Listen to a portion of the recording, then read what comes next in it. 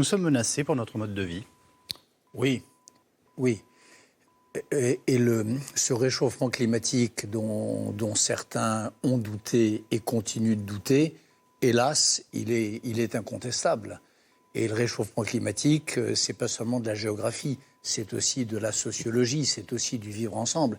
Bien sûr qu'il y a une menace, et celle-là, elle est extrêmement sérieuse. Ce qu'on a considéré comme le confort de toute une planète et qui a permis de nourrir, par exemple, 1 milliard de Chinois, 7 milliards d'êtres humains, plus ou moins bien, mais bon, est-il vraiment remis en cause, Bernard-Henri Lévy ? Ça dépend. Vous comprenez ma question ? Oui, bien, oui. Il y a aujourd'hui... C'est même l'idée de progrès qui est d'une certaine façon mise en cause. Absolument. Il y a deux erreurs symétriques. Et la sagesse à laquelle il faut essayer de s'exhorter devrait consister à les éviter l'une et l'autre.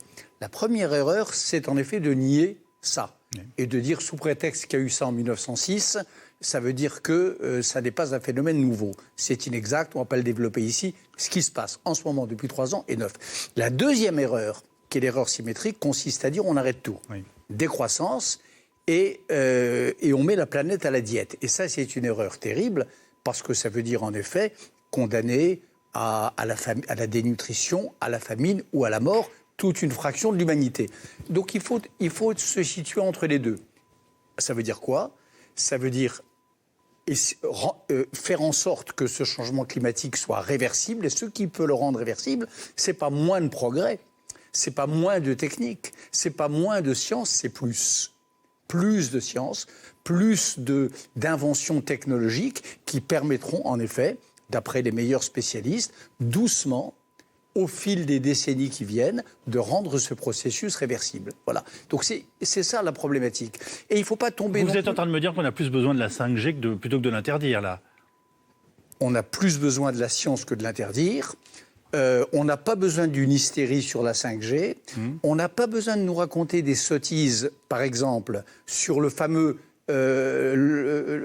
moment où on a mangé toutes les ressources énergétiques de l'année, parce que ça, c'est faux.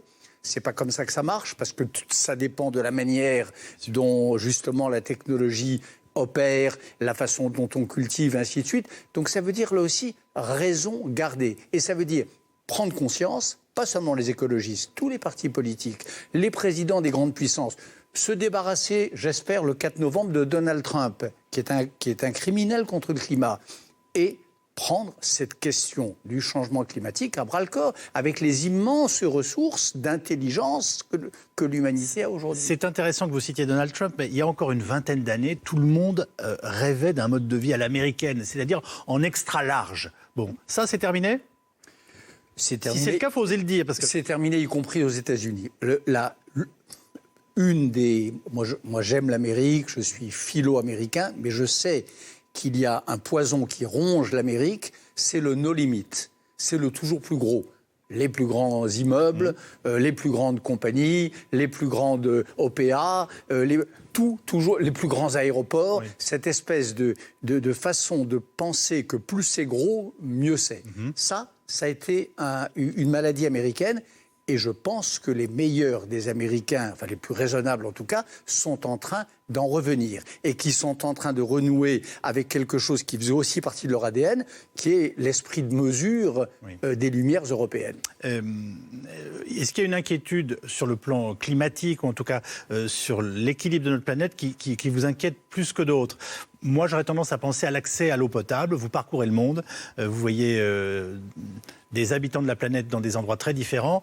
On explique que parfois on va avoir des guerres d'accès à l'eau. Est-ce que c'est quelque chose que vous redoutez ? Bien sûr. Les guerres d'accès à l'eau, les guerres d'accès aux ressources alimentaires, les émeutes de la faim, ça, non seulement je le redoute, mais je le vois. Vous savez, il y a quelques mois, j'étais au Nigeria, dans une zone, dans la Middle Belt, où les gens, où des bergers, peuls, plus ou moins affiliés, ou plus ou moins, en tout cas influencés par Boko Haram, massacrent des villageois chrétiens. Ils le font, par idéologie, par islamisme radical, mais 2 aussi par cette transhumance rendue peut-être un peu plus nécessaire par l'assèchement des zones où il se tenait jusque-là.